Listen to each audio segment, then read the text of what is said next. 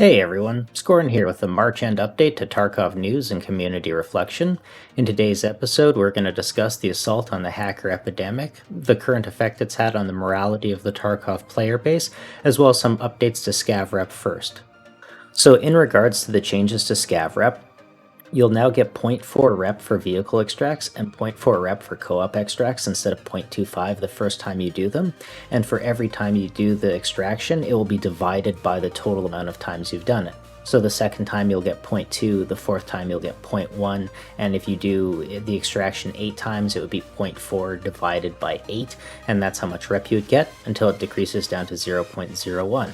So those are the changes to Scav Rep in regards to earning it. And what it does now is that the more Scav Rep you have, the more it will impact the gear that you have on your Scav. So previously, your Scav Rep did impact what you would spawn with, but now that effect has been increased so that it will more dramatically impact the gear that you spawn with for having better rep on your Scav, as well as impact your Scav cooldown on your Scav junk box in your hideout.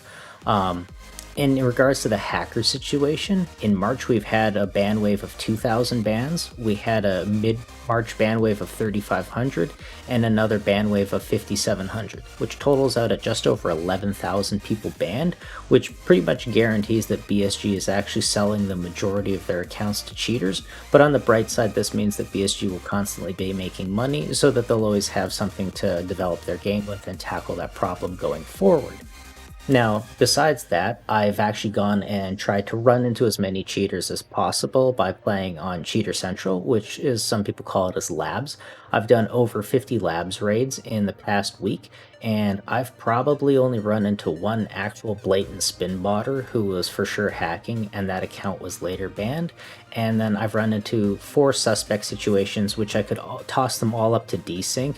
So I'm not sure if they were hacking or not, or using ESP, or if it was just like really unlucky timing, because that can happen. So I'd actually say the hacking situation is dramatically better than what it was before. And after talking to a bunch of people in both the Reddit community and on the EFT chat, as well as to a bunch of the beginners and the beginner assistants, people generally seem to agree that the hacker situation has improved, as well as that they enjoy that BSG is really being public about them banning hackers and banning cheaters and just going forwards with tackling their problems.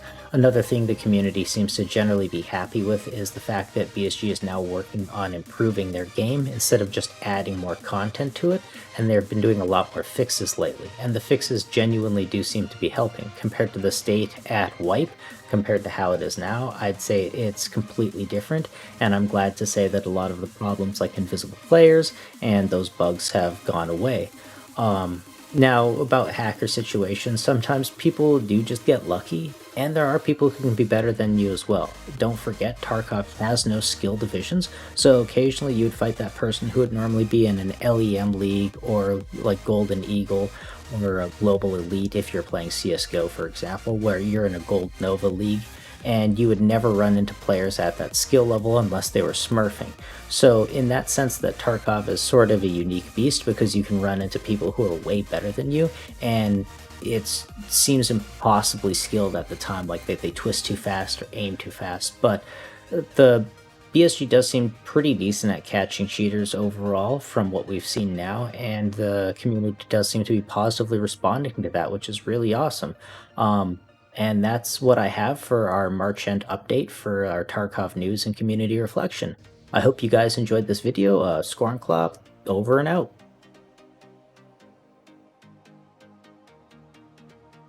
Subscribe to Scorn to get more news.